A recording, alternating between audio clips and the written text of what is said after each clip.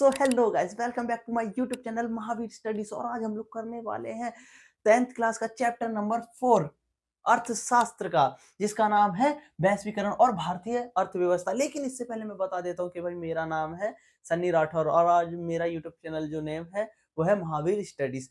ठीक है भाई, और मैं हमेशा ही भाई प्रॉपरली तरीके से नोट्स लिख करके उन्हीं को समझाता हूँ, तो आप इनको अपनी कॉपी में नोट डाउन कर लिया करो और जो भी चीज ना समझ में आया करो उसे कमेंट में बता दिया करो, ताकि मैं अगली वाली वीडियो में भी आप लोगों का वो वाला डाउट क्लियर करके आगे बढ़ सकूं, है ना भाई। और आप प्लीज भाई लाइक करिए, क्योंकि अगर आपका लाइक जो एक मिलता है तो मेरे को मोटिवेट मिलता है कि मैं और ज्यादा वीडियो बनाऊं। तो कृपया कर एक लाइक या एक सब्सक्राइब जरूर करें। ठीक है, तो चलिए बढ़ते हैं बिना टाइम वेस्ट की वीडियो की तरफ। तो भाई देखिए, वैश्वीकरण की प्रक्रिया को प्रोत्साहन, यानी कि जो वैश्वीकरण की जो प्रक्रिया है इसको प्रोत्साहन, प्रोत्साहन का मतलब क्या होता है? प्रोत्साहन का मतलब होता है बढ़ावा।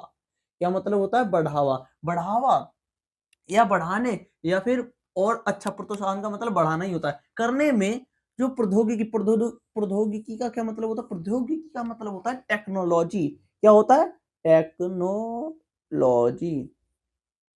इसका मतलब होता है भाई टेक्नोलॉजी की भूमिका समझाइए, यानी कि जो प्रौद्योगिकी या कि जो वैश्वीकरण है इसको जो बढ़ावा देने में जो प्रौद्योगिकी यानी कि जो टेक्नोलॉजी है इसकी क्या भूमिका रही है, इसके बारे में हमें बात करनी है। तो चलिए भाई बताते हैं क्या भूमिका। तो पहला क्या है?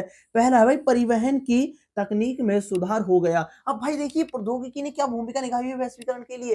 पहला पहला क्या है भाई? परिवहन में भाई क्या हुआ है? सुधार हो गया, तकनीकी में सुधार आ गया। परिवहन तकनीक में, यानी भाई तकनीक, तकनीक का मतलब क्या हो जाता है? तकनीक का मतलब होता है पहले भाई हम बैलगाड़ी से जाया किया करते थे। एक स्थान है, दूसरे स्थान पर जाने के लिए हम पहले बैलगाड़ी का या पैदल ही अपने सामान पीठ पर लाद करके चले जाया करते थे। लेकिन फिर भाई क्या हुआ? वैश्वीकरण हुआ, दूसरे देशों से हमने व्यापार शुरू किया, तो इससे क्या हो गया? इससे भाई ये हो गया कि हमने भी उन चीजों को खरीद लिया जो दूसरे देशों के पास थी, वही चीजों का हमने भी निर्माण कर दिया।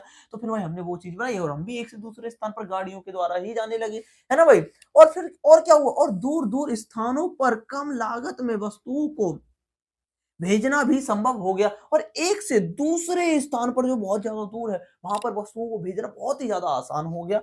और क्या हो गया? सूचना प्रौद्योगिकी में सुधार हो गया। सूचना प्रौद्योगिकी, अब भाई ये सूचना प्रौद्योगिकी, ये इसका क्या मतलब है भाई? इसका मतलब है जो टेलीफोन होता है, फोन की जो व्यवस्था है इसमें भी भाई सुधार हो गया। अब यानी कि हम कहीं पर भी किसी भी दूर खड़े व्यक्ति की तुरंत से जानकारी ले लेते हैं। हाँ भाई वो क्या है, क्या कर रहा है, क्या नहीं कर रहा है, इसके बारे में हम तुरंत जानकारी लेते थे फोन के द्वारा। लेकिन पहला ऐसा नहीं था, पहला ऐसे बिल्कुल भी नहीं था, है ना भाई। लेकिन ये कैसे संभव हो पाया है? ये भाई वैश्वीकरण के कारण ही संभव हुआ है। और वैश्वीकरण को प्रोत्साहित किसने किया है? प्रौद्योगिकी यानी कि टेक्नोलॉजी ने किया है। और इंटरनेट प्रौद्योगिकी से व्यापार में बढ़ोतरी हुई है, यानी कि जो व्यापार हुआ है ये बढ़ गया है। किसके द्वारा? इंटरनेट के द्वारा। इंटरनेट के द्वारा कैसे बढ़ गया भाई? देखो, आप लोगों ने देखा होगा कई सारे जो लोग होते हैं वो क्या करते हैं, सोशल मीडिया पर ही अपने जो चीज होते हैं उनको परचेज करने, यानी कि सॉरी, बढ़ाने के लिए, यानी कि सभी लोगों को दिखाने के लिए क्या कर देते हैं भाई, वो उनका प्रचार करते हैं। जैसे कि पतंजलि है, पतंजलि भी तो अपना प्रचार करते रहती है, टीवीओ पर आती है कि पतंजलि बिस्कुट, कहीं पतंजलि कुछ, कहीं कुछ, इस प्रकार से ये चीजों को प्रचार करने लगे हैं। किसके माध्यम से ये सब हो पाया?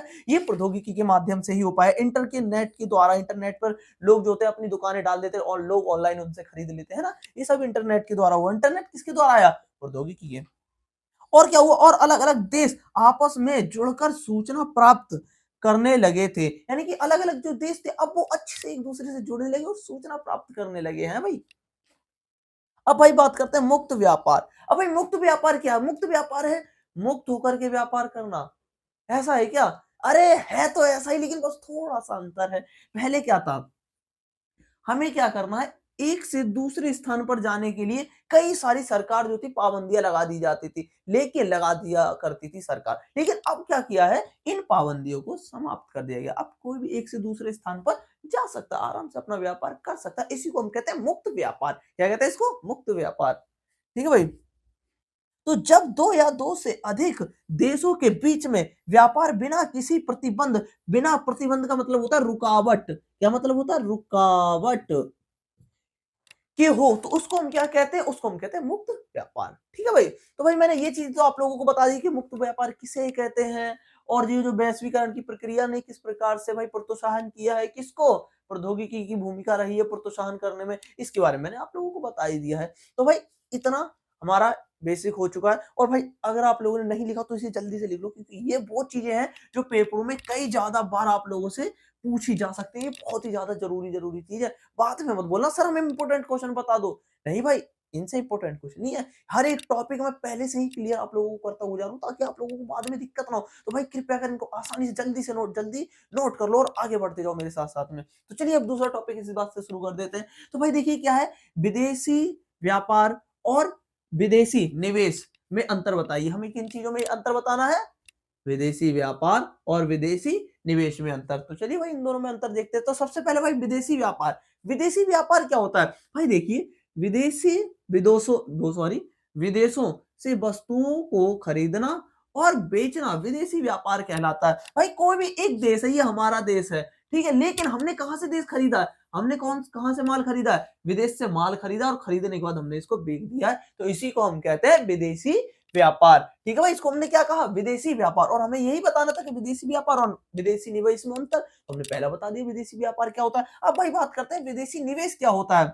तो भाई देखो विदेशी निवेश क्या होता है, तो अधिक लाभ कमाने के उद्देश्य से जब बहुराष्ट्रीय कंपनियां, अब ये किस चिड़िया का नाम है भाई? बहुराष्ट्रीय कंपनियां वो वाली कंपनियां होती है जो अपने लाभ के लिए कई अन्य देशों में फैक्ट्रियां खोलती हैं, उनको हम भाई कहते हैं बहुराष्ट्रीय कंपनियां। तो उन्हीं कंपनियों की बात कर रही है, तो चल रही है। तो जब बहुराष्ट्रीय कंपनियां मेजबान देश में और धन से उत्पादन इकाई की स्थापना करती हैं, तो उसे हम विदेशी निवेश कहते हैं। यानी कि विदेशी निवेश किसे कहते हैं? जब भी कोई एक कंपनी होती है वो अन्य देशों में अपनी कंपनी खोलती है, क्यों?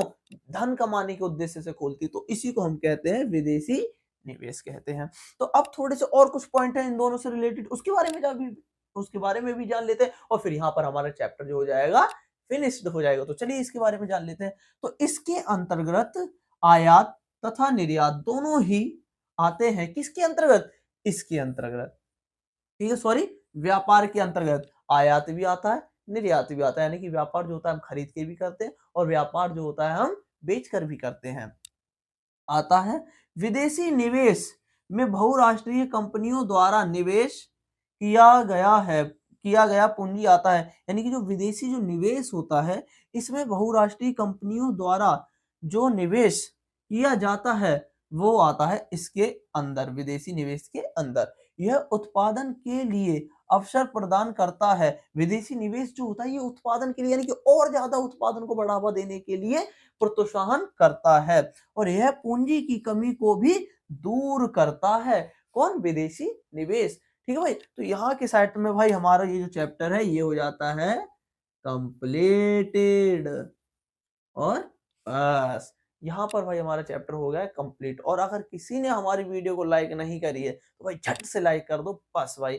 और यहीं के साथ में मैं मिलता हूँ आप लोगों से अगली वीडियो में। तब तक के लिए अगर आप लोगों को और अगर मेरी वीडियोस देखनी है तो प्लीज भाई लाइक और सब्सक्राइब जरूर करें। ठीक है भाई, तो तब तक के लिए मेरा जो काम है वो तो हो ही चुका है, नोट्स तो बता ही दिए खैर, लेकिन ये है कि भाई कि और भी मैं वीडियोस डालने वाला हूँ। ठीक है भाई, तो आप लोग मेरे को ज़्यादा से ज़्यादा फॉलो करिए ताकि मेरे को और ज़्यादा मोटिवेट मिले। तो तब तक के लिए ज़्यादा नहीं बोलूँगा, तो तब तक के लिए जय श्री राम।